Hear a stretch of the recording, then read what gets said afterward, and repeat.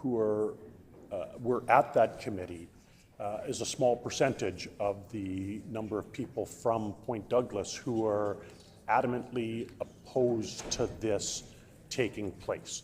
And I don't think it's just because it's in Point Douglas. I think it's because it's an idea for Manitoba, period, that really every other province is backing away from and seeing the harm that comes from these areas. So I want to talk about, again, everyone has personal stories, and I can't count the number of people that I've dealt with that have been involved in the use of illicit drugs, many that I've had to perform CPR because of finding them deceased and having to call for emergency medical aid.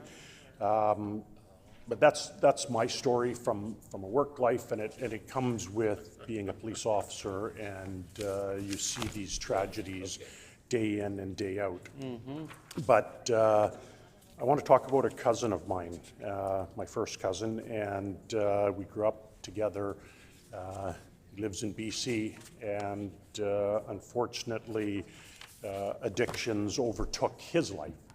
And his drug of choice was heroin, and he used injection heroin often. And he actually moved to the downtown east side of Vancouver so that he could go to what was touted as a safe injection site.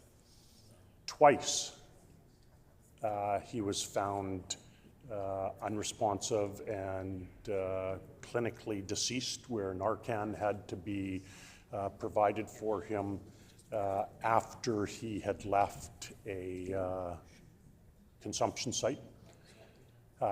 He'd used there, he'd left, he wasn't able to go back, and he used again in the moment when he required it. And of course, he had to be brought back twice.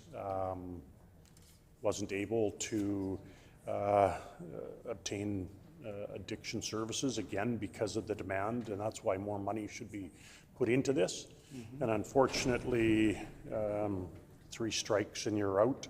And the last time that emergency medical aid found him, he was beyond help. He'd passed away. And this is a story of somebody, and I use it because I know it personally and I know it professionally. This was a person who moved to the downtown east side so that he could use an injection site, and it certainly was not safe for him. He used it at the time and then wasn't able to come back, and his drug of choice overtook him.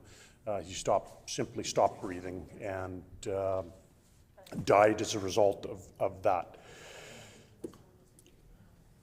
I don't think, and nor do I believe for a second, that drug injection sites save people. They actually just continue the process of drug use. And so, $6 million in this budget could certainly be used a lot more productively towards recovery, and helping those that need it when they ask for it. And I think it's important to note just recently an article from the Winnipeg Sun says that we need the political courage to intervene when someone is on the brink of death and incapable of choosing recovery on their own. So thank you, Honourable Deputy Speaker. John.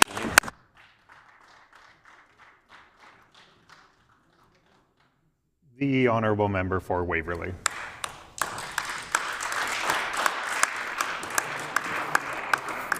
Thank you, Honourable Deputy Speaker. Not totally sure where to start here today, to be completely honest with you. I certainly appreciate the personal stories that have been shared here today. This is an issue that affects so many Manitobans on so many levels, and it is obviously an incredibly important discussion. We've lost far too many people, and we're still losing more. And when we talk about this stuff, it's not abstractions.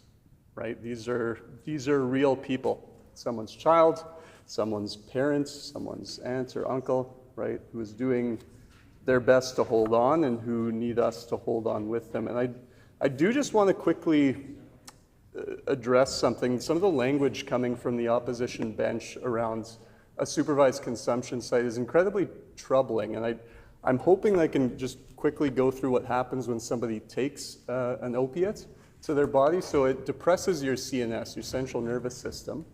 And ultimately it can cause sedation. And then ultimately you'll stop breathing. And so your respiratory rate will slow down to a point where you will completely stop breathing. Then your blood oxygen will go down. And because of that, your heart will stop beating.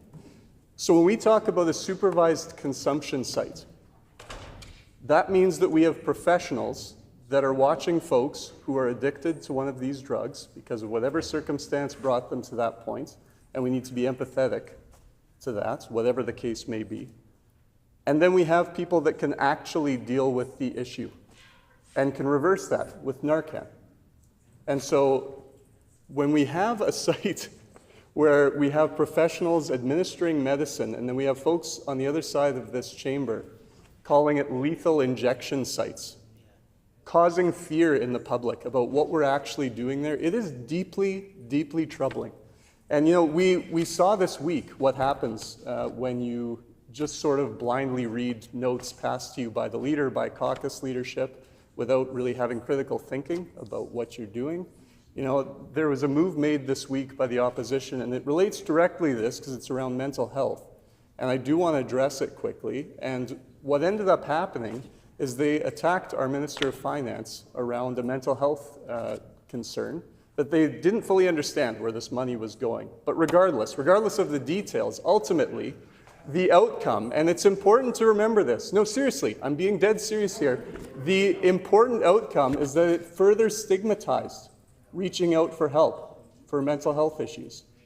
Truly, and I found that absolutely deplorable. And I will actually say, now that I have the time and I'm on this topic, I'm going for therapy tomorrow. And it's not a big deal. And the point there is that it should be just like blood work or going to physiotherapy or anything else. And so when we have, and I'm truly not saying this for any sort of applause or congratulations for doing that. It's just something that I do as part of taking care of myself. But when you have these moments where you shout people down or show that people across the way and talk about mental health as this thing that we should be scared of talking about, it just further stigmatizes it. And so I needed to touch on that before I sort of move on more into this bill, because mental health is such a big part, we know, of dealing with addictions. You know, we obviously support funding for treatment beds. That's never been in dispute. We've increased funding for treatment and recovery because we understand that recovery is part of a journey. It's not linear, right? It's not just a soundbite or slogans or taking shots at people. It is a full holistic approach to a person's health. You know, treatment beds, unfortunately, as has been mentioned, it was mentioned earlier here, wisely, it unfortunately does not mean anything to someone who doesn't survive long enough to reach one. And, you know, I've worked as a firefighter, that's widely known, I've talked about that here, and I've seen this happen over and over and over again. And where it happened was, you know, in parking lots, in the Tim Hortons bathroom, as we mentioned. In one shift, I had the same person 3 times that I went to and provided Narcan to. Every time we'd wake up, we'd have a conversation about it. It was Tim Hortons, then a parking lot later on, and in a back lane, someone else. We had a conversation about things that they could maybe do to try to get that help. A supervised consumption site provides one piece of that wraparound support. So instead of using it at a local restaurant, they can use the drugs that they are addicted to at a site where they've got some support. It'll be supervised. Certainly using drugs is not safe. It isn't, and that's not what is being said here. It's being supervised. It's about taking care of folks who are dealing with this, right? And this isn't about enabling or anything like that. It's about looking at that person and meeting them where they're at in that moment. It's about supporting Manitobans, right? You can't tough love your way out of a crisis like this. And I've seen that over and over again, right? You can't cut services and then act surprised when people fall through the cracks, and you definitely cannot solve a complex health crisis by, again, yelling speaking notes and slogans across from the backbench across the way. You know, we need every tool, we need every lifeline, and every ounce of courage that we have as leaders in this province to make sure that they have all of the supports that are required. And the Minister of Housing, Mental Health, Addictions, Homelessness has done such a wonderful job of that and spoke around the need for those wraparound supports with housing, mental health supports, as I mentioned earlier, with supervised consumption sites. Yes, that's one leg that we need to stand up to make sure we're supporting them, to treatment, to recovery. We just invested $1.5 million into the Ann Oak Recovery Centre, which is going to allow women to stay with their families, with their kids, and get that safe treatment that they need, which is such an incredible move forward. You know, it is really troubling to me when I hear the consistent negative rhetoric coming from across the way. And I do want to just say that I had a wonderful conversation, and I know the 10 minutes goes very quickly here today, but I had a wonderful conversation with a group from my constituency in Waverley who wanted to get together and talk about supervised consumption sites. I will call them WISE. They're a few years on at this point, in the 70s and 80s, but it was wonderful to sit down and chat. They had concerns. They didn't fully understand what it all meant. And so we sat down at a local coffee shop and we got to talking. And the thing that I noticed immediately was that even though a few of them maybe disagreed or had misunderstandings about what this process looked like, there was a ton of empathy being shown for the process and for what was going on. There wasn't any sort of aggressive or knowing attempts at trying to negatively affect the conversation. So we had a long chat. I talked about my experience working on the front line. I explained some of the technical work that would be done within this space, some of the supports that would be provided to these folks who are going through a tough time. And I think there was a lot of better understanding around the table and support for the work that's being done around supervised consumption sites once that conversation was had. And I think ultimately that is the important piece here, right? I guess I would just, again, encourage folks opposite, you don't necessarily always need to go with your speaking notes. You can think critically. I know that there are smart people over there that can look at that and say, that's not my experience. I know that I've had personal experiences that have changed my opinion of some of these things. And so there is substantial evidence too. It's peer-reviewed, studied, it's been replicated, that these harm reduction strategies, they ease the strain on emergency services and hospitals. They can reduce ambulance calls. They can reduce first responder calls so that those folks can be off dealing with a STEMI or with something else because those other people who need that addictions treatment are in the supervised consumption site or getting treatment, right? And that is such a meaningful and important step, first and foremost for the person, obviously, but also, if we're speaking about a conservative government who is interested in saving money for the province, I mean, there have been some studies that have shown that for every dollar you spend on harm reduction, it saves the health system 10 more, right? So if we're talking about making sure we get the most out of our system, just do a little bit of research on what that has shown. It's incredibly important. It's evidence-based. It's been peer-reviewed, like I said. And we're doing the work to support Manitobans dealing with these issues, right? So I will just say to close up here, we have a chance to lead, right, in this area, to make decisions that are rooted in evidence and humanity, and to show that public health is not just public posturing, right? It should be what guides us, because when we stop turning away and start stepping up, we can make it easier for others to do the same. Thank you. The honourable member for Kirkfield Park. Well, thank you, Honourable Deputy Speaker. I'm going to stand here and just address a resolution that fundamentally mischaracterizes our government's comprehensive approach to addiction services here in Manitoba.